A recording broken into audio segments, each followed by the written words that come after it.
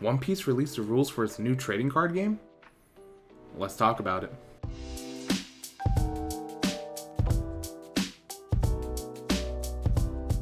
What's up, Pirate Crew? My name's Casual Adobo, and today we're going to be taking a look at the rules for the One Piece trading card game. For those of you who don't know, I am normally a Digimon content creator, and still am. Don't worry, I'm not going to be abandoning my boy Gomamon anytime soon. But another thing that you probably need to know about me is that I am a huge nerd. And I also happen to like One Piece. I'm currently catching up on the Wano arc in the anime, and then from there I'm going to go on to the manga, so please, no spoilers. But when I heard the announcement for the One Piece trading card game, I immediately craved knowledge. And today, we got it. We finally got news of the rules, so let's go ahead and check them out now. Alright, but before we get started, I do want to give a couple of huge shout outs to people who have been spearheading the One Piece TCG initiative. So first of all, huge shout out to Asaraf D. Chaz, who has been absolutely killing it with the One Piece TCG news and theory crafting. He's done excellent videos during the downtime between the announcement and the news today. Plus, I think he broke the news on the Discord, so go ahead, check him out, give him a sub. Next, Big News Stickman, who was actually one of the first people I subscribed to when looking into the game. Posts good content, great content, and excited to see more updates from him as the game ramps up. So both of their links are down below in the description. And then lastly, I do want to just give a huge shout out to everyone in the One Piece TCG Discord. The link is below. They're building something awesome there. They're building an awesome community, and if you want to be a part of it and be on the ground floor of this game, go ahead, check them out. And while you're down there, if you are enjoying the video and want to support the channel, please hit the like button and subscribe to the channel. While I mainly do Digimon stuff, I would love to cover some more One Piece as time goes on. Alright, so that's enough from me, so now let's actually get into the rules. So, as a quick heads up, I am reading the translation that was posted on the Discord by Helio, so thank you, Helio. But I'll try and have some graphics up so that you can follow along. So, starting off, let's break down the types of cards that you can have. So your main deck seems like it's going to have this blue backing on it, and this is going to be made of character cards, effect cards, which are kind of like the equivalent to option cards, as well as stage cards, which, if I had to guess, are kind of like field spells in Yu-Gi-Oh! This fancy card up here is your leader card, and then the cards with the different backing are going to be your Dawn cards, which I'll explain what those are in a bit. Now, in order to play, you will need one leader card, a 50 card deck of the color of your leader. Dang, so no 2 color decks currently. See, Bandai wisened up. They were like, we can't allow this Adobo fellow to go ahead and sow chaos again by combining a bunch of different colors that don't make any sense. So monocolored decks for One Piece is probably the conversation they had.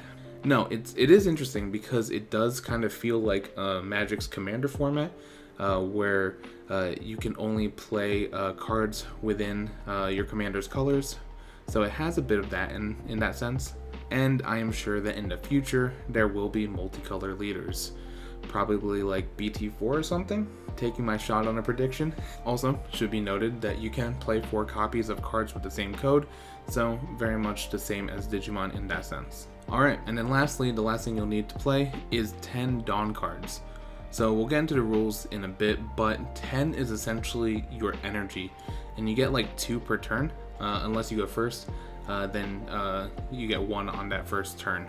But you slowly get more energy as the turns go on, meaning you can build up to some pretty big plays in the mid to late game. Also, the number 10 here is interesting because it's kind of like Digimon, right? Where 10 is the maximum amount of memory you can get on your side of the memory gauge. So I feel like they pulled that from Digimon. I am curious to see how the slow sort of constant build-up is going to play out here. Like, how does that affect pacing of the game, you know? Because as of right now, it doesn't feel like there's a Mega Zoo-esque strategy where you can just play a huge creature off turn 1 or 2 for, you know, a ton of memory in Digimon's case. But I'm sure that'll come, and I'm sure that, you know, Dawn does not end here. It is not this simple.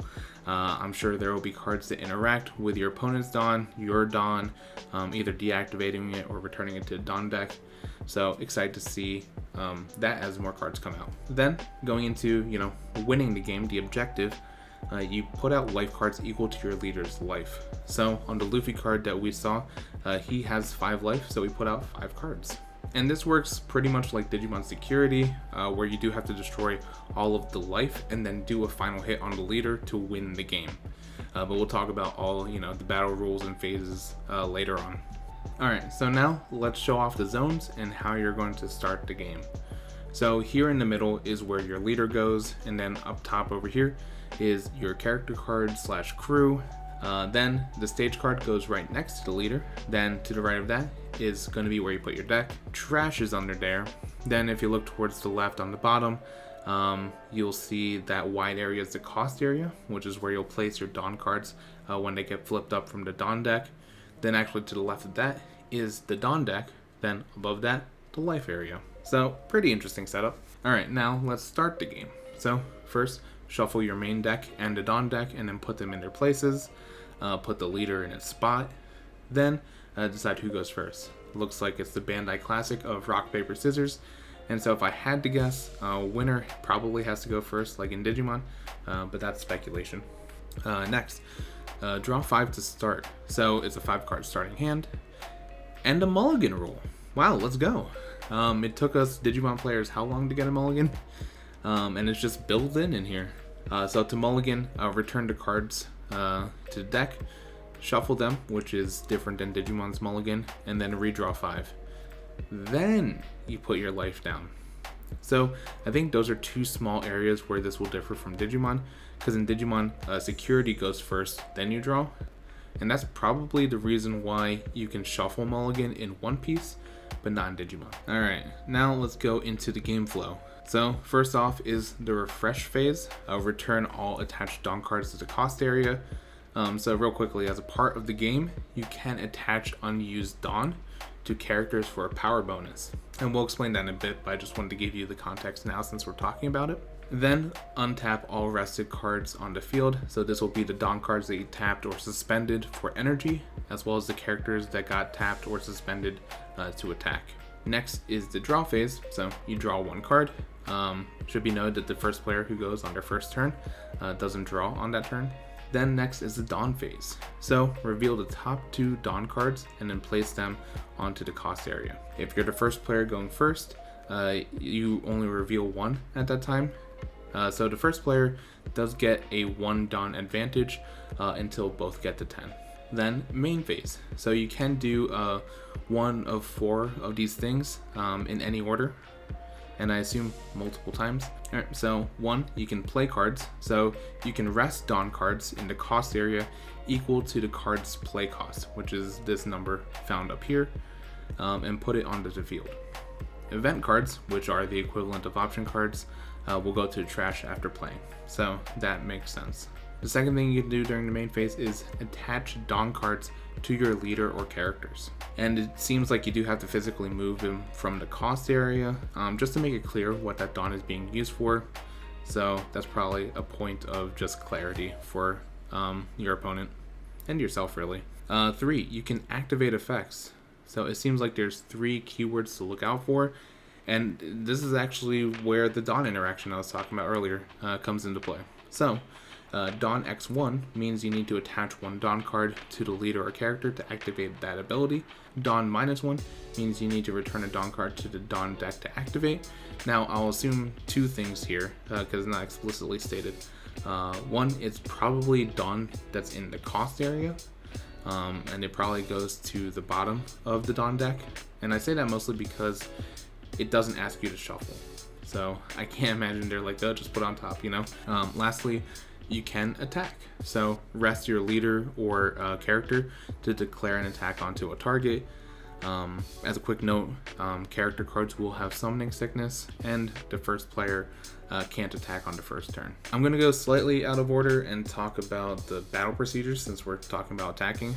So first, there's the attack step where you can rest the leader or character to attack a target. And this target can be your opponent's leader or one of their rested characters. Next is the block step. So this is where the attacked or defending player can activate anything with blocker. So very similar to Digimon in that sense. So blocker is another keyword to look out for. Next up is the counter step. So now I think there is a mechanic similar to this in the Dragon Ball Super card game, but honestly I'm not too familiar, so if you do know, let me know in the comments below. But the attacked player can activate as many cards with counter from their hand as they can. I wonder if you, the attacking player, can counter in response to counter, but probably not, otherwise they would have said it. I guess the opponent wouldn't want to use everything with counter in their hand, because they might have a pretty depleted hand next turn, but counter is very interesting. And then lastly, there's the damage step. So like in Digimon, the card with the highest power wins. If you attack the leader card and win, they will take 1 damage, meaning that the player whose leader took damage can take 1 card from their life pile and add it to their hand. If it has a trigger ability, then you can reveal it and activate it. So trigger is a security effect in Digimon, essentially. If they have no life left when you attack their leader and the leader is damaged as a result, you win the game. You can also attack rested characters. If you win as the attacker, the defending character gets KO'd and goes to trash. If the attacker loses, then apparently nothing happens, which is interesting. I guess the downside is that your character is now open to attacks, but honestly I'm a bit surprised that it just doesn't get KO'd. Alright, so that is the battle procedures. Now let's finish it off with the end phase. So effects that last until end of turn are negated, and it's now your opponent's turn. Easy and simple. Alright, and those are the rules for the One Piece trading card game. Hopefully I had the wherewithal to put timestamps in the video, but if I didn't, just yell at me to do so, because I probably just forgot. But anyway, this is super interesting. From what I know of the Dragon Ball Super card game, as well as obviously what I know from Digimon, it really feels like they combined the two together to create this pretty interesting system. I'm pretty excited to learn more in the coming days, and hopefully find a way to try out this game myself. And if you're excited for the One Piece trading card game, let me know in the comments below. And if you liked the video, please give it a thumbs up. And for more trading card game content, be sure to subscribe to the channel. But anyway, I think that'll do it for me. Thank you so much for watching. Really appreciate it. And remember, build what you like, play what you love. And I'll catch you in the next video. Have a good one.